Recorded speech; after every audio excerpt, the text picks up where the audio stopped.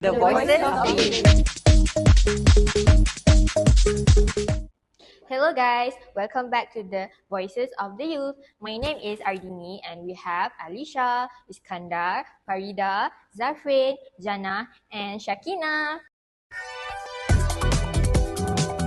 You know, satire has always been a powerful tool against authority. But what happens when a joke actually becomes a crime? Now, this is the story of Fahmi Reza, Malaysia's most controversial political satirist, and his battle with the state over free speech, censorship, and the price of dissent. You know, Fahmi Reza isn't just an artist, he's actually a disruptor. His 2015 clown-faced caricature of former Prime Minister Najib Razak became a symbol of Malaysia's anti-corruption movement. But Fahmi's work isn't just about art, it's about using satire to hold power accountable. And in Malaysia, that can actually get you into some serious trouble. 2021, Fahmi posted a Monopoly style card featuring the Queen of Malaysia, captioned Dengki Ke, a satirical twist on a royal comment that had created public debate. The authorities didn't laugh. He was investigated under two major laws. The Sedition Act 1948, speech perceived to be raising discontent against the monarchy, was made illegal. And the Communication and Multimedia Act 1998 used the police online content. After the case was later dropped, it exposed a core issue in Malaysia's legal system. At what point does satire become sedition? And by 2022, Fahmi was once again under investigation for another satirical post. This time, Amnesty International publicly condemned Malaysia's action, claiming that laws intended to maintain public order were being used as weapons against dissent. Fahmi wasn't just an artist anymore. He was becoming a symbol of Malaysia's free speech debate. Back in December 2024 brought one of Fahmi's boldest moves yet. He posted a caricature of Sabah's governor, which was Tun Musa Aman, labeling him corrupter number one Sabah. But Fahmi didn't just stop online. He physically pasted the poster in a public space, which was a direct challenge to authority. The government responded very, very fast. Fahmi was arrested under multiple laws, but public backlash followed. Youth activists and political groups questioned whether Malaysia's new government was really committed to reform. Then, the legal battle took an unexpected turn. In January 2025, Sabah Native Court summoned Fahmi, demanding that he pay Sogit a traditional compensation, claiming his caricature insulted the Kadazan Dusun Murut community. This wasn't just about national laws anymore. It was about cultural identity, respect, and freedom of expression. Fahmi refused. For him, it wasn't just a fine, it was censorship disguised as tradition. Fahmi Reza's journey highlights a fundamental tension in Malaysia. How far can you actually push free speech before it's labeled a crime? His legal battles show how outdated laws like the Sedition Act are still being used to control narratives. But they also prove that satire, no matter how simple, can actually be a tool for real political resistance.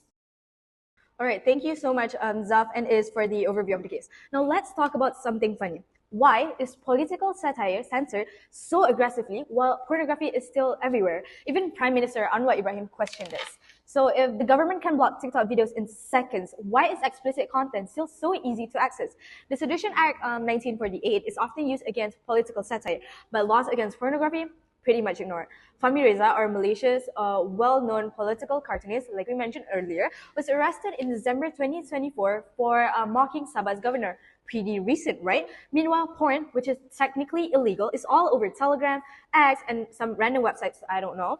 Even Anwar Ibrahim himself recently asked why people like Fahmi get arrested, but porn remains widely available. If the Prime Minister sees the issue, why isn't anything changing?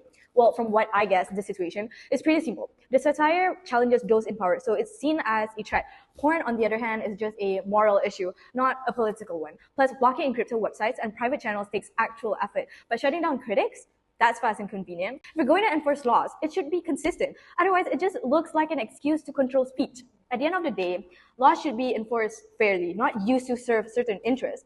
When rules are applied selectively, it raises bigger concerns about freedom, control, and who really benefits from these policies. Why do you think public opinion is important in the Fahmi Reza case? So for that question, I could say public opinion plays an important role in Fahmi Reza case because it reflects the reaction of the public to the issues, which is like freedom of expression in Malaysia. In the case of Fahmi Reza, Dengki Ke, I could say many Malaysians supported him because of what he did. They believe what he did is right, and because of he just used the right of freedom of expression. And also in social media, they use a hashtag fight for your rights and protest in front of IPD Dangwangi to demand his release.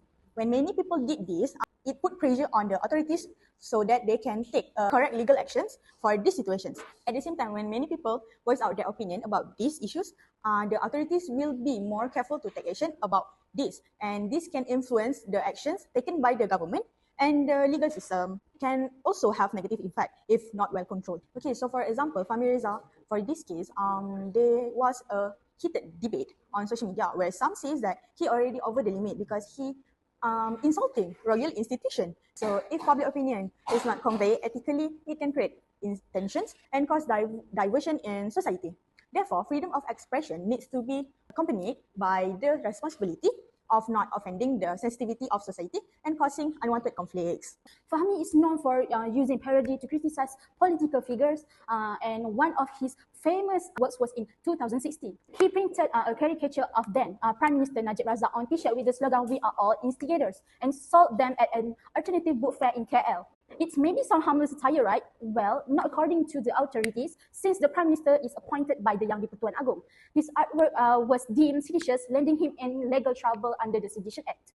And it actually does not end there. In 2024, Fahmi Reza was detained under the Sedition Act 1948 for another satirical piece, this time criticizing the appointment of Tun Musa Aman as Sabah's Yang di-Pertua Negeri. His arrest sparked major debates, many including political groups like MK, arguing that satire isn't a crime and that freedom of expression should be protected as long as it doesn't cause any public unrest. They believe that laws like the Sedition Act are being used to silence dissent rather than maintain peace. Well, the Sedition Act has been around since British rule.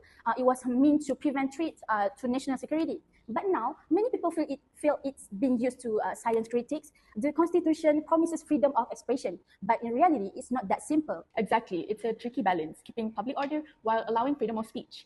No one wants hate speech or fake news, but people shouldn't have to be scared of speaking up either. And beyond that, we need to ask, are current laws effective in addressing real threats, or are they being misused to suppress political dissent? Finding that balance is crucial for any democracy. And how about controversies on 3R? In Malaysia, talking about the 3R, which is religion, royalty, and race, can be risky because it might lead to misunderstanding or even riot. That's why Prime Minister Anwar Ibrahim has been strict about limiting discussions, as this topic can easily trigger sensitive issues and also racial tension. We also know that social media plays a big role in shaping public opinion, but it can also turn into a platform for hate speech, especially when it comes to the race and religion. That's why political leaders have to be extra careful with their words to keep things peaceful and avoid stirring up 3R-related issues. A good example that we can take is from the former Prime Minister Tan Sri Muhyiddin Yassin, who faced charge under the Sedition Act for bringing up 3R topic during the Negeri by-election campaign. The voices of